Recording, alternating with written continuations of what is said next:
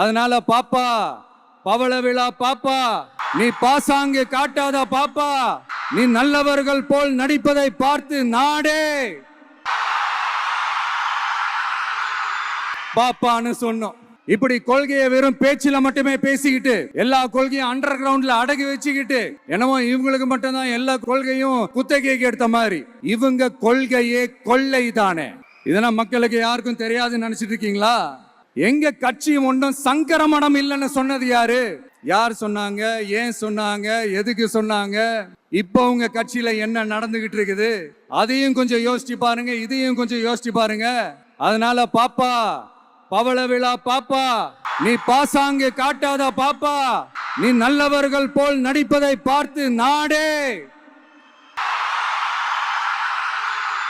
பாப்பான்னு சொன்னோம்.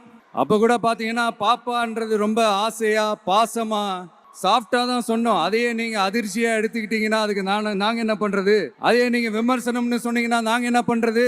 இன்னும் நாங்க விமர்சனம் செய்ய ஸ்டார்ட் பண்ணவே இல்லையே, இன்னும் நாங்க அடிக்க ஸ்டார்ட் பண்ணவே இல்லையே, அதுக்குள்ள அலர்னா எப்படி? அதனால உங்க அரசவை புலவர்கள் யாராவது இருந்தாங்கன்னா கர்ச்சீஃப் எடுத்து அவங்க கண்ணீரை துடைத்து விடுங்கள்.